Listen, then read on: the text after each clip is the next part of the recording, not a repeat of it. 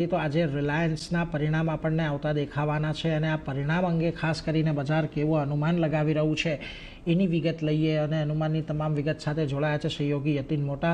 જે યતીનજી, સ્વાગત આપનું. અને ખાસ કરીને રિલાયન્સના શું અનુમાન બનતા દેખાઈ રહ્યા છે અત્યારે? રિલાયન્સ ઇન્ડસ્ટ્રીઝની વાત કરીએ તો આજે જે રિઝલ્ટ્સ આવનારા છે તેમાં આપણે ક્વાર્ટર ઓન ક્વાર્ટર બેસિસ એટલે પાછલા ક્વાર્ટરના હિસાબે જોઈએ તો સારી એવી ગ્રોથ એક્સપેક્ટેડ છે. O2C બિઝનેસ અને જે ટેલિકોમ બિઝનેસ છે ત્યાં મજબૂતીના કારણે ઓવરઓલ નંબર સારા રહેવાની આશા છે. આપણે અગર વાત કરીએ ટોપ લાઇનની તો અહીંયા લગભગ એક મોમેન્ટમ સારું એવું બની રહ્યું છે. લગભગ 1-1.25% આસપાસનું અહીંયા મોમેન્ટમ દેખાશે. અને એબિટાની વાત કરીએ તો લગભગ 5%ની ગ્રોથ અહીંયા સિક્વન્શિયલ બેસિસ પર આપણને જોવા મળશે, કારણ કે ટેલિકોમ બિઝનેસમાં આરપુમાં સુધાર છે અને જે ગ્રોસ રિફાઇનિંગ માર્જિન્સ છે, પેટકેમ બિઝનેસ છે, રિફાઇનિંગ બિઝનેસ છે, ત્યાં બી સુધાર આપણને જોવા મળી શકશે. પર્ટિક્યુલરલી અગર આપણે વાત કરીએ તો જે કન્સોલિડેટેડ પ્રોફિટ છે એ બી લગભગ 19,300ની આસપાસ એક્સપેક્ટેડ છે, જ્યાં 6% નફો વધશે. રિટેલ રેવન્યુ અગર સેગમેન્ટલી જોઈએ તો અહીંયા 3% વધારો એક્સપેક્ટેડ છે.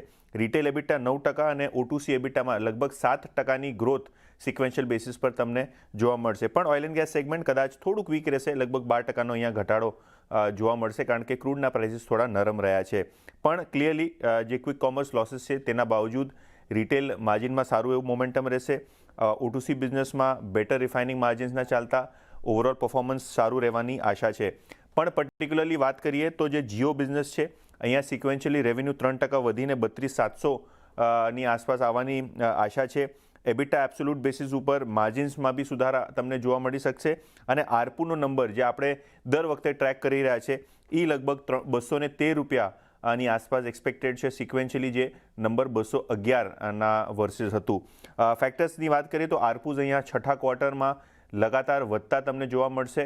અને પર્ટિક્યુલરલી ન્યૂ એનર્જી બિઝનેસ અને જે જીઓના આઈપીઓનો પ્લાન છે એના ઉપર પણ વધારે આ બોર્ડ મિટિંગમાં ચર્ચા થશે, જેના કારણે આ જે સ્ટોક ફોકસમાં રહેશે.